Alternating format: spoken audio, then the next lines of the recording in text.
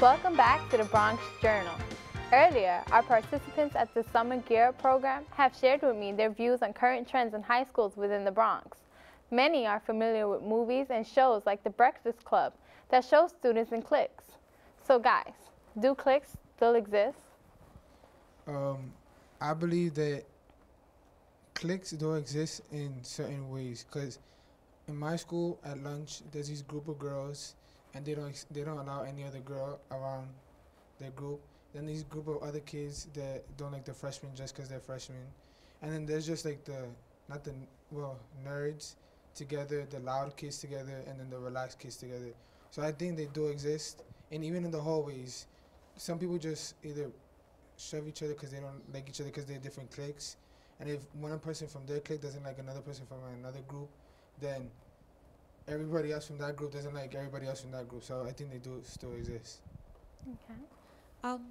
In my school, it's set up a little bit differently because we have little groups that we're all the same, yeah. But if someone wants to come sit with us, we're gonna allow them. Like, I don't think my school has that type of hostility that's not gonna allow a new person to come in. I mean, some people don't like freshmen, but that's their own problem. But like, the groups generally let other people sit with them and talk with them and hang out with them. I don't think that there is cliques per se in school. Everybody's just more comfortable with their friends.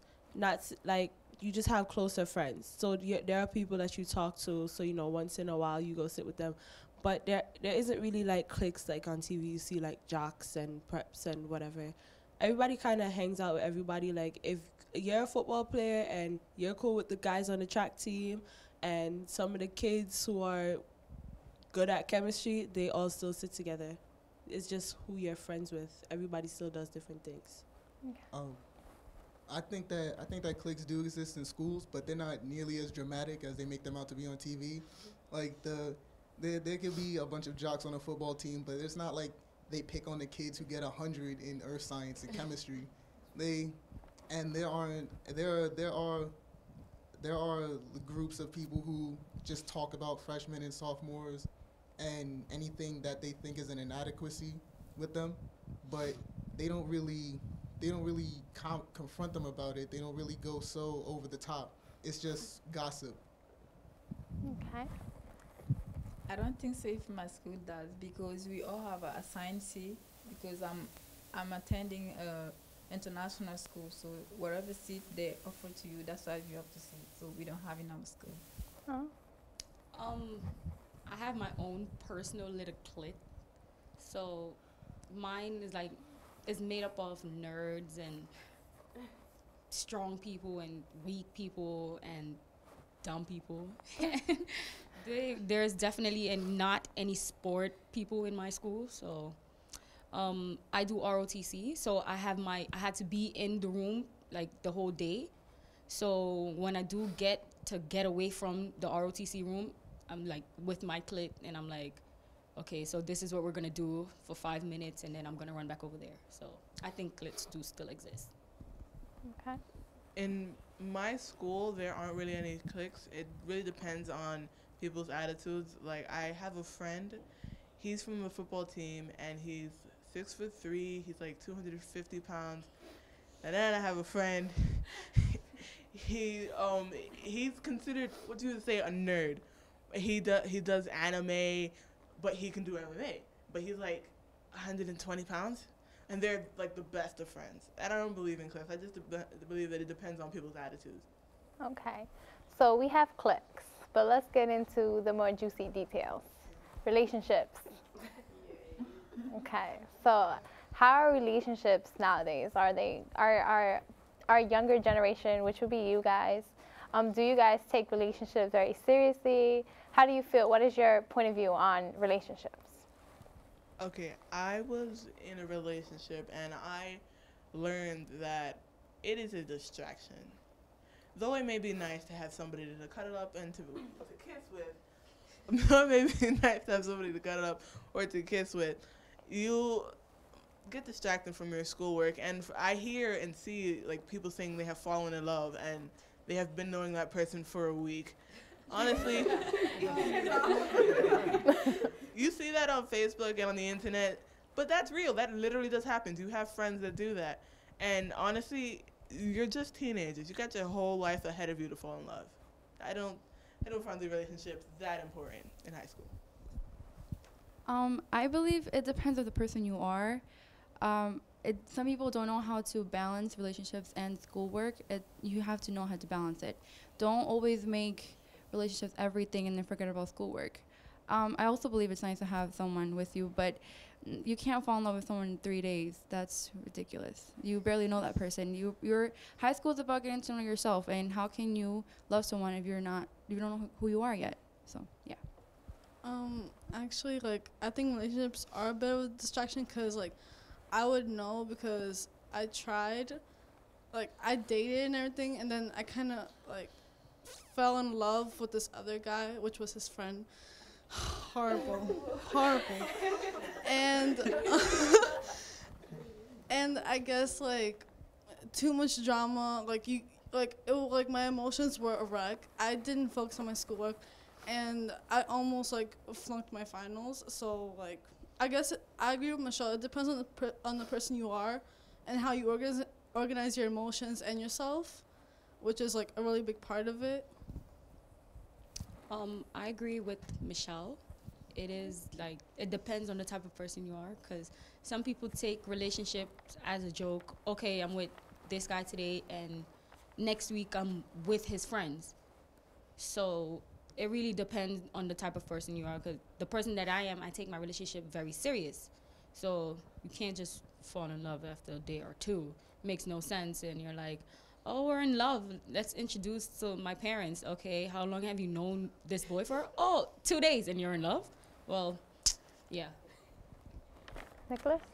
Basically for me, relationships have not been going so great for me because in high school when I started like 9th grade, I don't know how to say this though, but I was distracted from my schoolwork and I was failing in my classes, and my mom told me to stop thinking about the girls too much and just focus on my work. And then 10th grade, when it was like back in November, I was very upset that I broke up with my girlfriend and I couldn't sleep that night. And then I told my friend that how upset I was, and he told me, listen to me, brother. You're just a young man growing up, right? You got your whole life ahead of you. There's the girls out there who are gonna be interested in you. But he told me just, most important, just focus on your education and get a great job. That way you can make more money, not only for yourself but for your family. And just take it seriously. Just don't bother with anybody. Okay. I kind of agree with Nicholas because, like, your education is the first thing you need to do. As soon you got education, you can, if you have a better job, so you can have a better wife, you know, whatever girl you wanted, because you did the first thing that you're supposed to do. And I don't think so if, like, a high school student, they can only focus on a relationship during the high school, you know, because they're too young.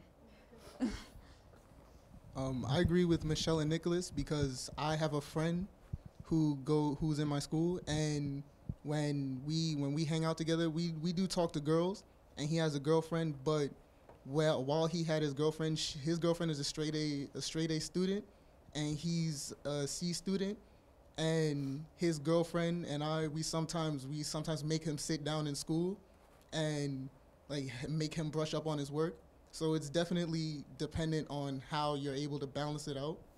Because if you're just there to fall in love and then you get distracted from school, then you're losing your education for someone who might only be there for the rest of your high school years. And we tell him that a lot. Even his girlfriend tells him that, which is kind of weird to me. But he definitely listens to us, and he balances it out. Okay, so with this 1 to 2 day dating, I'm already in love with you, would you say that your generation believes in love at first sight? I would say that when teenagers say that they're in love or that they're falling in love, I think it's mostly hormonal. It's not really, I don't think that we are old enough to understand what love is until we're fully matured. Like I don't think, I don't think that when teenagers say that they're in love, they don't really know what they're saying. I don't think it's necessarily that our generation believes in love at first sight.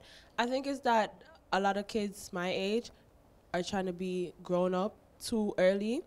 So, you know, they meet this guy and they start talking and they start going out. So then they're like, they talk on the phone forever, or he just takes her somewhere and they chill or whatever. And then they have all these conversations. She's like, oh, I love you, because you just talking, and you don't know what else to say, and then you guys start saying that. Like, me personally, I know this guy, he like had a crush on me, and then I was like, okay, so let's try. And then, like, after I was like, yes, he said, oh, you know, I need a picture of you to put on my cover photo on Facebook, and this and this and this. And I was like, I'm scared. So, I don't know, I guess they just like the feeling of being like adult-like, so they try to go faster with things. I don't even think that love at first sight is a general concept anymore. It's more love at first text. Everybody, like, you meet somebody on Facebook, oh, his Facebook picture is cute. I like him. I want to go out with him. I don't know anything about him, though. It's like love at first sight isn't even common anymore. People don't even see anything anymore. Technology has sped up the process, but where when you used to see those old movies, those check if you like me and if you don't, it's, oh, inbox me a picture of you. Love at first sight is no longer even a concept for our generation, I think. I agree with Nia. Love at first sight, I don't think it's existent anymore with us teenagers. Me personally, I don't either fall in love like that either. I have to get to know the person, and I don't like using social media. I don't like using Facebook. I don't like using Twitter, like all, none of that. I'd rather be face to face with the person, enjoy their time. And when people fall in love, sometimes you can't help it. It depends. I mean, 1 or 2 days, that's over exaggeration. That just means that you just want somebody. You just want to feel like you're wanted. But when you're around someone for an amount of time, you get to understand that, and you see that they want to be loved as much as you want to be loved. So that's when you know you're in love with someone. I agree with Shakar and Nia. In our generation, is not love at first sight. I think they're like wanting to imitate the movies that they see on TV. So they see someone, and all of a sudden a fan is there blowing their hair, and there's sparkles all around the characters. So I think that they're really wanting to know that, oh, somebody likes me, let me say, oh yeah, I'm in a relationship. But when you get into the relationship, you're gonna really meet your perfect match, that he do things that annoy you and you do things that annoy him, and then at a certain point you guys can't stand each other. So it's not love at first sight. It's Grease movies. Love at first sight, yeah. I believe in attraction at first sight. You can see somebody and say, oh, they look interesting. But the thing is, something that bothers me is that you meet a person and they say, give me your Facebook page. Let me text you. But they will not talk to you. If you see like a phone call, people do not see as correct anymore. And because through texting, I feel like people can lie and say their emotions, because you can't really hear somebody's emotion unless you put a smiley face or emoticon right next to it. So, love at first sight. So would you say that with technology and social networks that there are new forms of dating? Yes. There's this thing called sexting. Okay. So you're texting, imitating sex. So you say things that the person will find very attractive, and you don't even know what's going on. You're caught up in the moment, and then the next day you're like, was I really texting you that? Like, so it's called sexting, I guess. I think that there is a lot of people, they meet people through Facebook and all these other social media networks. So when they do meet somebody, it's like, oh, so give me a number, and then they text you. Like they said, nobody calls anybody anymore. So you're either texting or doing a chat on Facebook, and then when these things happen, it's okay. So I'm kind of tired of just typing words. You want to send me a picture or, whatever. And then really they don't meet up. They don't see each other that much. Most of the teenage relationships going on now live on text and Facebook. They don't go out together. They don't spend time with each other to know if they really do like each other. And then when they do hang out, it's, who are you? So would you say that some of those photos or texts are kind of, besides, like she said, they're sexting, but are those photos that they send risque? Like, are they inappropriate? Most of the time, because like I said, they want to be like grown up. A lot of kids our age are engaging in things that you're not even really supposed to know about yet. Okay, there's things like you're not supposed to be doing that stuff. There's problems that teenagers have, and you're like, why do you kids have these problems? Really, like, why do you have these problems? Because you're engaging in things that you're not supposed to, because you want to make somebody else happy, or you want to be down, you want to do what everybody else is doing. There are definitely inappropriate photos that are being passed around through text, through the internet. And as I said before, they're getting transported throughout the whole internet for everyone to see. So even if you're in a relationship and you say, oh, I love you, you're my boyfriend and all this stuff, so send me a picture, I wouldn't trust it at all, because it's going to get around. I believe it depends on who you're dating. You're supposed to know who you're dating. You are the person that sends that naked picture, that picture of yourself to someone. They're not forcing you to send something. It's you. I mean, you're the person that said yes to go out with them. It's not risky. I don't believe it's risky, because you're supposed to know who you're dating.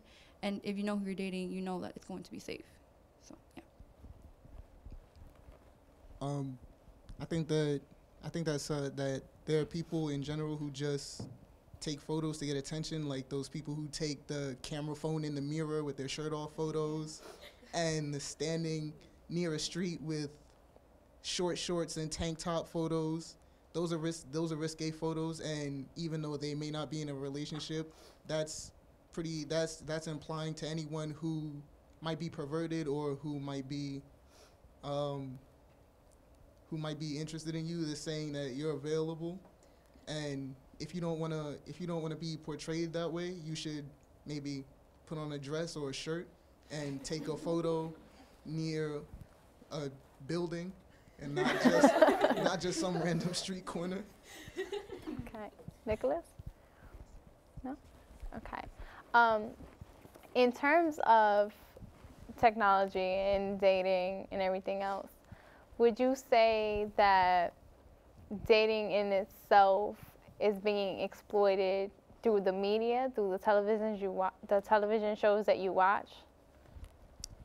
I would say it because not only are movies showing like X-rated things on TV, they're also showing the abuse.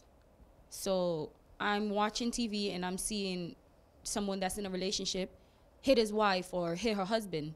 And I have friends that actually do the same thing. Like, they're in a relationship. You're not related. That's not your child. Why are you hitting her?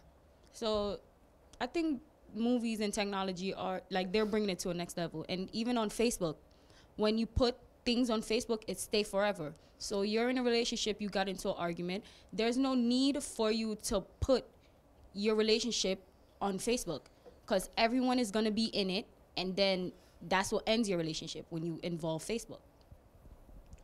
And I think, like, the movies and everything do exploit it, because, like, in the movies you see, like, a romantic relationship, like, the guy cares for the girl and everything. But in reality, like, it's more complicated than that. And I don't think, like, us as teenagers realize that we have to figure that out for ourselves. Like, with dating and everything, figuring out what you like and everything. And why rush? Like, you could just take your time with it. Like, you're a teenager, slow down. I think the media portrays relationships as to be like a bond between two perfect people. Like, the people who are shown having these like love affairs in the media, they have the perfect personality, perfect looks, and it sets high expectations for people that are pretty unreasonable, and that's something that's kind of flawed by the media. So in the media, like you said, these relationships have been exploited. Would you say that has been the cause for a lot of teen pregnancies in your generation? I would say yes. Yes and no, because media does display these two people they display relationships to be hearts and flowers and candy and lollipops and clouds and Jesus and all that. But in reality, it's way more complicated, and life is not going to go that way. There's going to be bumps in the road. And as teenagers, I feel like it shouldn't even be something in our minds. Like right now, sex and pregnancy shouldn't be something that we're thinking about. But also I say no, because everything was a choice. Just because you saw it on TV doesn't mean you have to do it. Just because you think you love this person doesn't mean you have to do it. So everything is a choice. So I think the media does influence us, but we have the power to say no. I agree with Nia. I think that yes, it does, because like nowadays all these shows they're showing what's supposed to be kids our age in relationships, and then they're having sex, and they don't show them having sex on TV, but they show them about to get into things like that, and they talk about what they did and so on and so forth. And then there's always that show that has that one girl who goes, I'm pregnant, and then they show how she goes through things like that. And now that's kind of what you see on like most of the teenage-based shows. You see things like that with Degrassi and Awkward and all those types of shows. You see things like that. Teenagers are having sex, teenagers are having babies, and these are shows that kids used to like before things like that were happening. So now when they're seeing things like that, they kind of look up to the people that are playing these characters, and they're like, well, she did it, I want to do it too, or something like that. Also, shows like Teen Mom are influencing pregnancy. Well, they're not influencing it, but they're showing it, and they're putting the teenagers on TV. Say if I didn't have the strong mind that I did, and I wanted to be famous, I wanted to go on TV, maybe I would have got pregnant and say, hey, can you put me on Teen Mom? I want to be on TV. So I think that is a bad choice to put the 16-year-olds that are pregnant on TV. Okay, so time is cut short.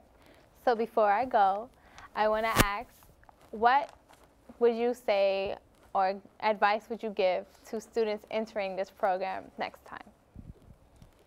The advice that I would give them is to not be so scared. It's okay to try new things. Don't limit yourself to what you know. You are going to learn a lot of new things in this program. You're going to be outgoing. You're going to experience a wonderful time here. I would say that to really focus on what they're teaching, because there's a lot of information here that can be useful to you in your future.